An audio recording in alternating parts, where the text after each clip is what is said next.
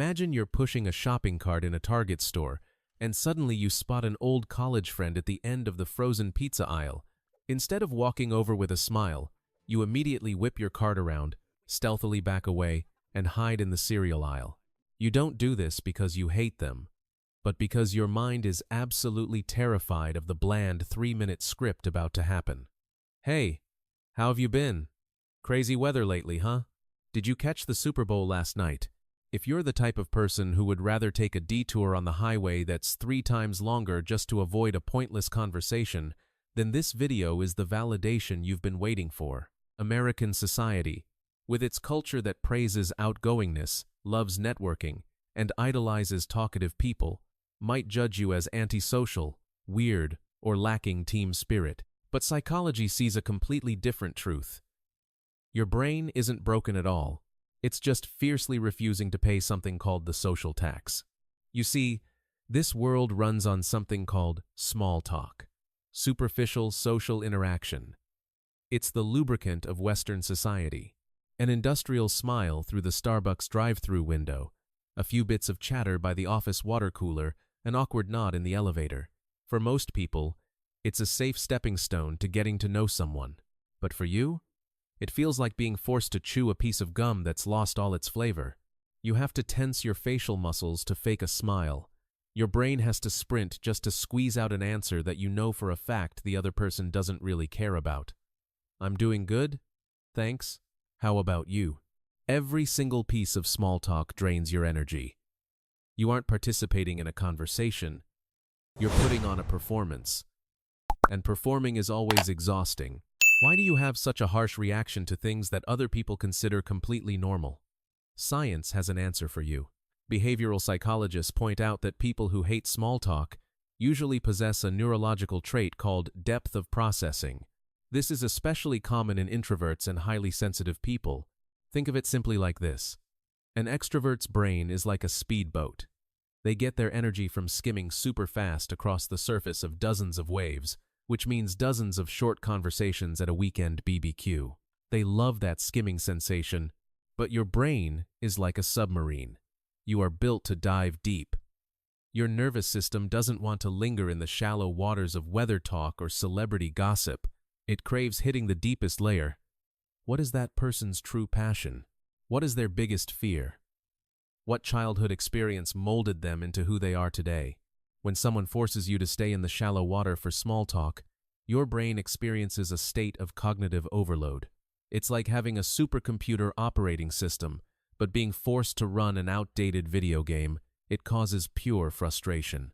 Your silence at parties isn't because you have nothing to say, but because your mind refuses to waste words on things that lack authenticity. You aren't lazy at communicating. You are simply rejecting the fakeness. But let's pause for a second. Before you pin the medal of depth on yourself and think you're superior to everyone else out there, we need to face a thorny truth, a piece of the truth that very few people dare to admit. Do you hate small talk because you truly crave depth? Or do you hate it because you're terrified? In clinical psychology, there's a razor-thin line between prioritizing deep communication and the fear of negative evaluation, the core of social anxiety. For some people, avoiding small talk isn't a proud choice. It's a defense mechanism. They're terrified of the awkward silence. They're afraid of their heart racing when having to think of the next reply. They dread the other person's eyes judging them as boring and weird. They'd rather build a wall of fake coldness so no one gets close than open their mouth and risk being rejected. If you hide in the cereal aisle at Target because you want to save your energy to go home, sip some wine, and read a Stephen King novel, that's self-protection. But if you're hiding there with your heart pounding, sweating, and overwhelmed by insecurity, then you aren't protecting your depth. You are locking yourself in an invisible cage, and realizing which side of that line you stand on is the very first step to healing. But if you truly know that anxiety isn't the one controlling you, if you're sure you just simply don't vibe with superficial networking culture, then here's what you need to engrave in your mind. You are not bad at communication. In fact, you might be the most amazing communicator. It's just that people haven't pressed your right startup button yet. You get called the quiet one, but think back. What happens when someone suddenly asks about your favorite indie movie, about a cosmic conspiracy theory, or about a psychological pain you've overcome? In that moment, you aren't silent at all. You explode. You can talk for hours with a level of passion that the people who specialize in chit-chat at after-work happy hours could never possibly reach. You are the deep talkers, people who communicate through depth. Where you shine isn't in a packed boardroom on Wall Street, and it's not at loud birthday parties.